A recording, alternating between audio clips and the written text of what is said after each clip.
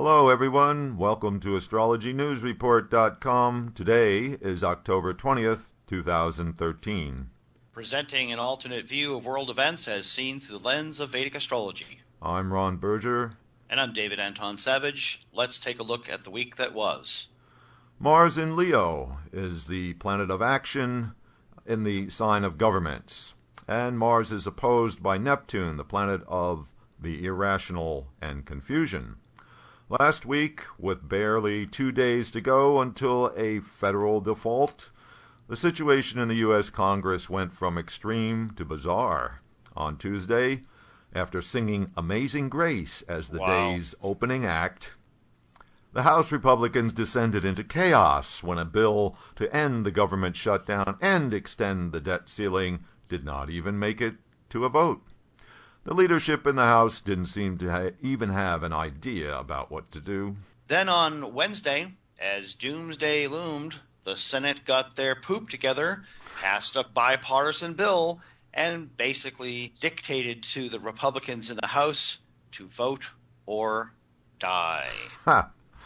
Now, out of options, Johnny Boehner bit the bullet, called the vote, and disaster was avoided. After 16 days of political theater, which, by the way, did some real damage to the country, both financially and in its standing in the world. Add in some damage to political careers as well. Among them, Senate Majority Leader Mitch McConnell, having caved to the Dems, he will definitely be facing the ire of his conservative constituents in the 2014 midterm elections. Yeah. All right, Venus, the planet of agreement, has been receiving the square aspect of Mars for the past several weeks, making agreements difficult. And this all started out at the end of September, when the aspect from Mars to Venus was near exact. Now that Venus, the faster-moving planet, has pulled far enough away from the exact aspect, once again, agreement is a possibility. But wait, all that was decided was to kick the can down the road. The agreement has only 3 months lifespan. Come January, the whole circus gets repeated. Really? Well, that'll be interesting because coming in January, Venus, the planet of values and agreement, will be retrograde in the USA chart's ascendant. And yep, once again, Mars will be in exact square aspect to Venus. So you anticipate another crisis, Ron? Looks like it to me. All right, here are a couple of items for Uranus and Pisces. Uranus, which has been in Pisces since 2010, chugging along, and which has been getting an extra spike of Mars energy of late. In Vedic astrology, Mars projects a malefic, full-force aspect onto the 8th sign ahead of itself. Mars moved into Leo October 4th, and via its 8th house aspect has been putting Pisces and Uranus under pressure. So first off, we have been seeing the Republican Party on tilt for years now, acting in ways eccentric and erratic, very Uranian indeed, clearly demonstrating the effects of Uranus transiting in the 4th house of the USA. The 4th house of a country is the house of the opposition party, in other words, the GOP. Please take note that for most of this latest crisis, led by the Republicans and the Tea Party faction, Mars has been zapping Uranus from its position in Leo with its special 8th house aspect. Notice the extra anger recently? That's Mars. I certainly have. Here's another manifestation of the same energy pattern. Pisces is a water sign, and having Uranus transiting through the sign can really disrupt the water element, indicating more flooding and storming. Though we do not have time or space here, history seems to vindicate astrology all too tragically well for this combination. And right now in the Asian Pacific region, it's dealing with back-to-back super typhoons. Just 1 week after Wipa, Japan is now bracing for Francisco. Yeah, and before that there were a couple of really horrific ones. Well, Yes. again, Mars is aspecting Uranus, and Uranus is in Pisces, the water sign, so it doesn't calm things down any when it comes to stormy weather. Mars, the planet of action and controversy, is transiting in the USA ninth house, the house of laws and courts. The Supremes heard arguments last Tuesday on a touchy subject for the USA. Many states have turned back the clock on giving preferential consideration for minorities seeking college admission, maintaining that such laws violate the Constitution's Equal Protection Clause. The argument is that race cannot be a factor for college admissions. Last week, it was the state of Michigan that was on the chopping block. Venus, the planet of value, has been transiting in Scorpio, the sign of underhanded methods. And Venus has been under pressure from the square aspect of Mars. So here's a unusual Venus is value event, which some people in Louisiana took advantage of. The electronic debit card system used by food stamp recipients went down last Saturday, freaking out people who were trying to buy their food.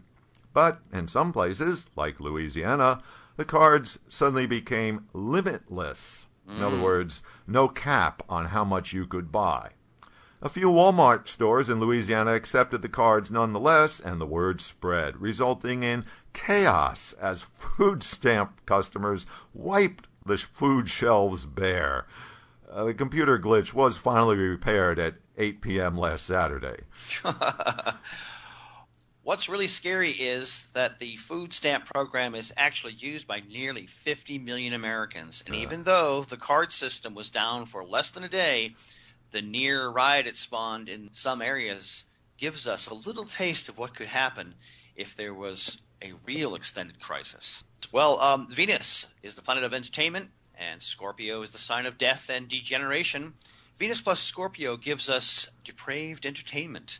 The fourth season of the TV show, The Walking Dead, started its new season with over 16 million viewers, making it the most watched cable TV episode ever. The show is hyper-violent, gory, and pulls no punches when it comes to pushing your fear and disgust button simultaneously. Yeah, like this is entertainment. Yeah, okay, maybe for you eighth house types. Anyway, scorpionic to the max. Yeah. And two more for Venus and Scorpio. Firstly, a British woman, Jane Rand, has been given an 18-month sentence in jail for stealing 905 designer bags over a 3-year period. Venus, the significator of luxury goods and things of beauty, is transiting inside the quintessential sign of obsession, Scorpio. Well, that's ironic, since last week you were speculating, David, on the ways that the significations of Venus could be tweaked by being in Scorpio and simultaneously aspected by Mars. And by example, you actually brought up handbags as a luxury item that could be affected. And by the way, Mars is the planet of thievery. Yes, another aspect of that whole thing. Right. And it's still on the subject of Venus, planet of the arts, and Scorpio, sign of secrets. The UK artist Banksy, who keeps his identity a secret, quite a scorpionic activity, by the way, has been doing a month-long residency in New York, practicing his controversial guerrilla-style street art. And his latest effort does not disappoint. His sculpture of Ronald McDonald with oversized red clown shoes getting a shoe shine from a real-life boy definitely tweaked quite a few people's view of reality. Including yours. Okay. Saturn, the reality check planet, combined with Rahu, the significator of appetite, because Rahu is the mouth of the dragon, can give some strange results. Clerics in Syria have issued a fatwa allowing citizens to eat dogs and cats to prevent starvation.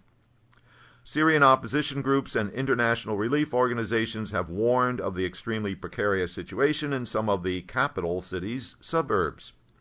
So Muslim leaders in war-torn Syria have issued a fatwa allowing citizens in the embattled suburbs of the capital Damascus to eat dogs and cats to satiate their hunger, according to multiple reports.